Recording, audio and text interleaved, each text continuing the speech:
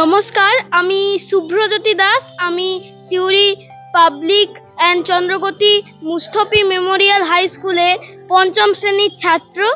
আমি 3 বছর বয়স থেকে ঢাক বাজাই। আমার আগে ছোট ঢাক ছিল, মানে এর থেকে একটুখানি ছোট ঢাক ছিল। তো ওইটা আমি 3 বছর বয়স থেকে 10 বছর বয়স অবধি বাজিয়েছিলাম।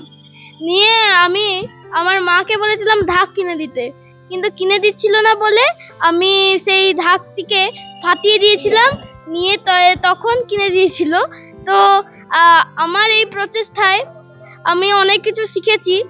আমি যেখান থেকে ঢাক শিখেছি, আমি কিন্তু কোনো কারোর কাছেই কিন্তু আমি কোনো ট্রেনিং নিই না ঢাকের। আমি নিজেই বাজাই। আসলে আমাদের গ্রামের বাড়িতে আগে থাকতাম, তো সেই গ্রামের বাড়িতে অনেক কালী মন্দির এবং কৃষ্ণ মন্দির ছিল। তো ওখান থেকে ঢাকের আওয়াজ আসতো।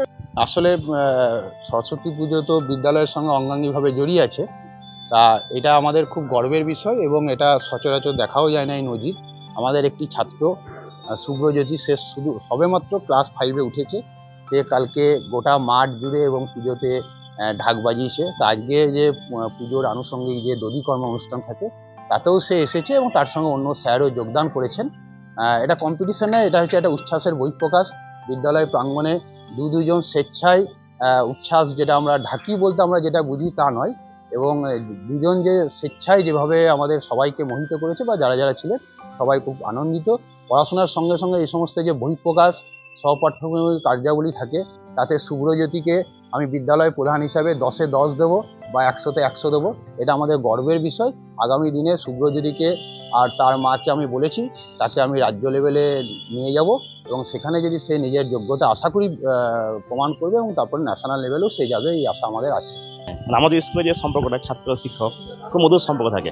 আমরা চাই সবসময় ছাত্র আনন্দ দিতে, ওরাও চাই স্যারদের ভালোবাসতে। তাই আজকে ঢাক বাজিয়ে খুব আনন্দ পেলাম ছাত্রের সাথে, এবং খুব ভালো লাগলো আমাদের এটা। না, ছাত্র তো অবশ্যই ভালো বাজিয়েছে, তো যাক, ভালো লাগলো এটা ঢাক বাজিয়ে। এরকম আনন্দ প্রতি বছর হোক, এই চাই আমরা।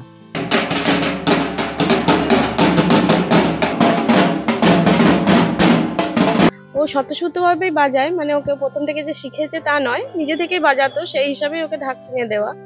তারপরে এই বছরই ওই বড় ঢাকটা কিনেছে আর নিজে থেকেই এই স্কুলে বাজাতে যাব আমাকে বলছে অনেকদিন ধরে। আমি বেশ ঠিক আছে, চলো বাজাবে। আর কি বলবো, খুবই ভালো লাগছে, ছেলে বাজাচ্ছে, সবাই প্রশংসা করছে, সত্যি মা হিসেবে।